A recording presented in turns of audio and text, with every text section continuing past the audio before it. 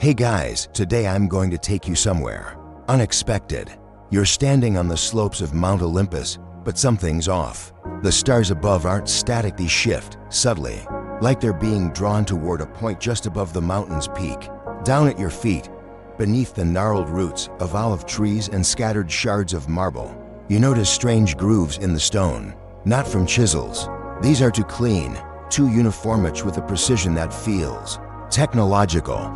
You glance up again, a flash just for a second like a pulse of blue light right where Zeus's throne was supposed to be. Careful thought be the end. You might never see history the same way again.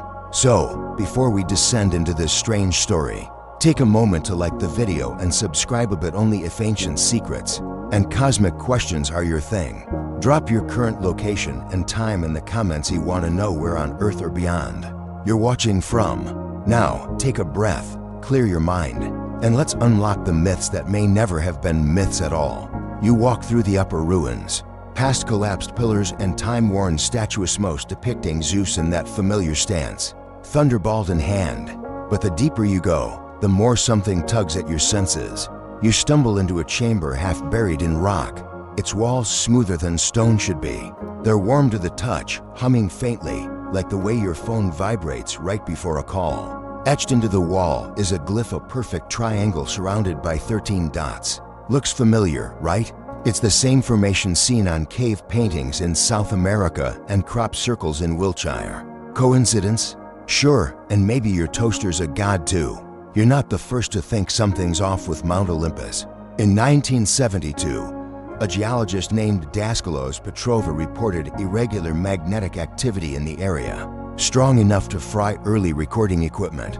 Of course, no one believed him, partly because he wore a goat fur cloak and shouted at clouds. But here's the twist. Satellite imaging from the 2000s confirmed subterranean cavities, exactly where his crude sketches predicted them. Historians still argue whether Olympus was a purely mythological construct or inspired by a real, organized site of worship. The mainstream crowd leans towards symbolism, claiming the gods simply personified natural forces, like weather and justice. But then there's the minoritized weirdos at the edge of academia who suggest Olympus was never a spiritual metaphor. It was a base, a literal command post built by something not quite human. You reach a vast plateau. Stones here are cut into hexagonal shapes, fitted without mortar, like something out of a Peruvian temple. Standing in the center is what looks like an altar, but when you brush away the moss, it reveals a metallic sheen. Not metal forged by human hands, more like a kind of hybrid alloy, one that absorbs light rather than reflecting it. And there's that glyph again. Now you're asking, if this wasn't just myth, what was Zeus? Imagine a scenario.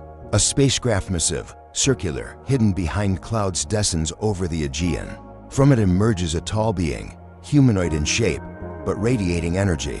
He controls weather, communicates in low-frequency pulses. The locals, Bronze Age farmers and fishermen, drop to their knees. One raises a spear. Zeus fried. The rest, instant devotion. Congratulations, Zeus has just landed. You think that's far-fetched? Okay. Remember the legend of Semele, mortal lover of Zeus, who asked to see his true form? When he revealed it, she died instantly. Heart attack, radiation exposure. Historians call it poetic metaphor. Fringe theorists call it unshielded contact. A drone whirs past your head. You blink.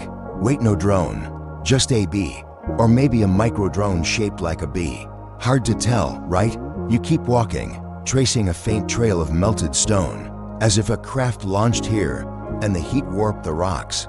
The groove continues for 30 meters before vanishing at a cliff edge. Looking down, your heart skips.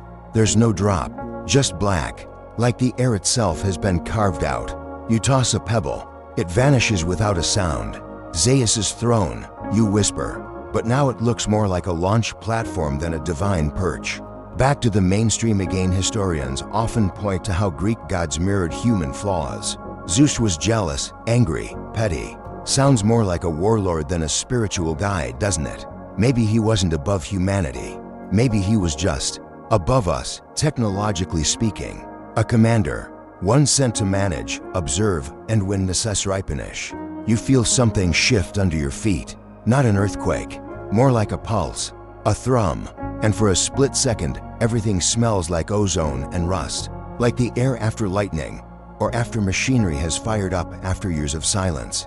You turn back toward the ruins, but the glyphs are glowing now, dim, pulsing.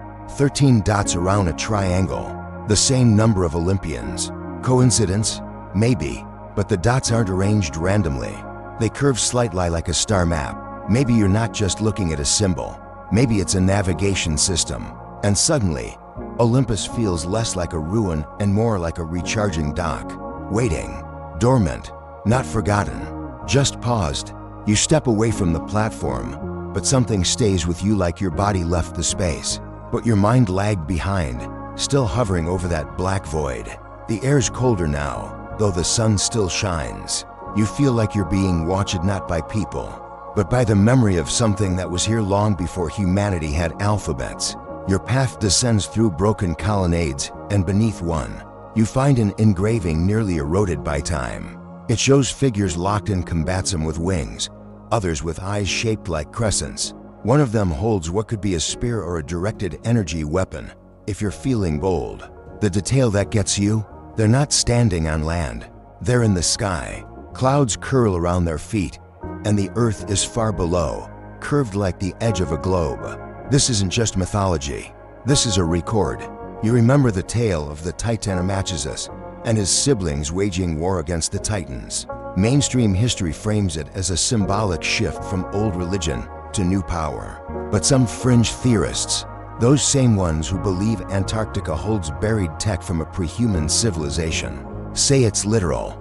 They argue that what we call Titans were ancient extraterrestrial colonizers, maybe even terraformers, and the Olympians, a younger faction sent to reset the balance. You emerge into a clearing where a stone mural spans the width of a fallen wall. Lightning bolts streak downward from a humanoid figure with a radiant crown. Below, humanoid figures scatter like ants.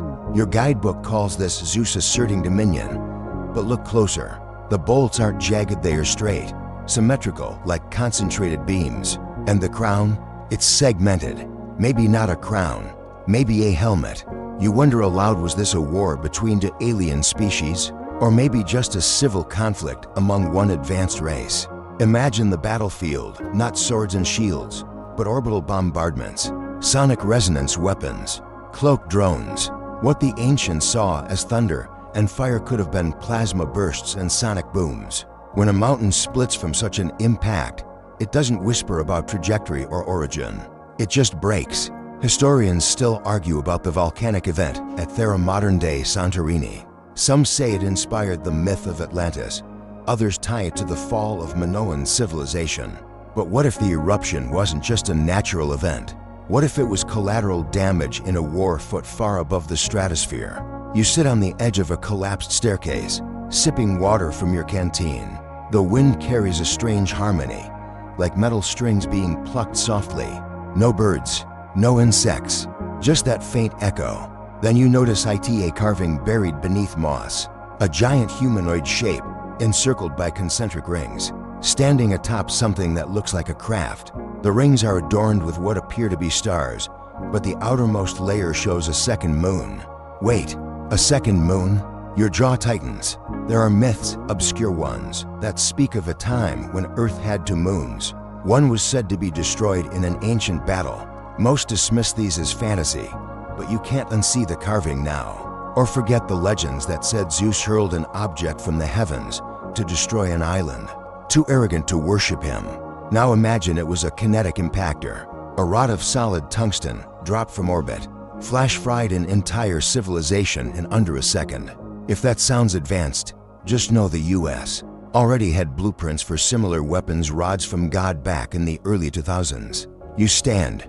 There's something else on the edge of your vision, a shimmer in the air barely visible, like a heat mirage. You approach, and for a second, the veil drops. A Shapia being, 7 feet tall, translucent skin like liquid chrome, arms longer than they should be. No face, no sound, just the heavy sense that it sees you completely. And then Goni, did you really see it? Or is Olympus playing tricks again? You recall the myth of Prometheus, punished by Zeus for giving fire to man. But what if fire meant knowledge, tech, A leak in the chain of command?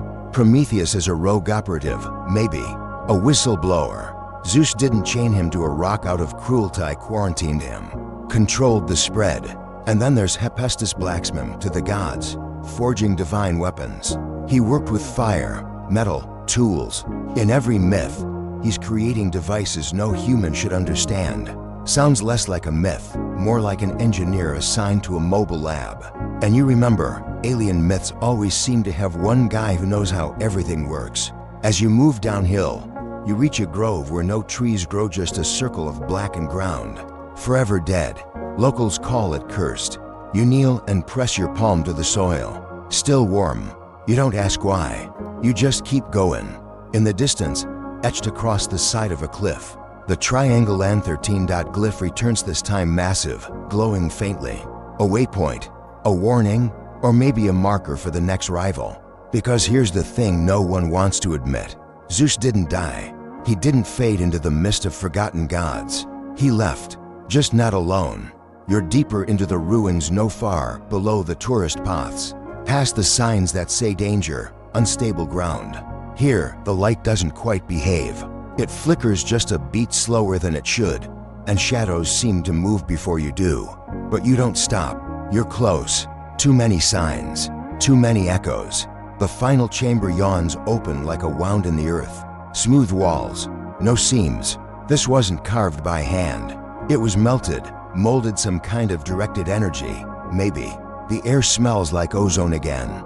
In the center of the room stands a single, upright stone slab, perfectly rectangular, with that now familiar triangle Lan13 glyph glowing faint blue. You reach out, not touching, just close enough to feel the hum. And then it happens. A pulse, not sound, not quite light, more like memory, flooding into you. Images behind your eyes that don't belong to you. A dark void. Then, stars swirl past like water. A vast ship, obsidian and angular, glides silently through space. Inside, tall beings in silver blue armor speak without mouths. One of them steps forward, helmeted, commanding. A voice not yours says his name. Commander Zeus. You stumble back, heart pounding. The stone is inert now, like nothing happened. But it did. You saw it, or were shown it. And now everything shifts. The myths told us Zeus disappeared, retreated to the sky. Stories say he withdrew from earthly affairs, bored or disillusioned with humanity.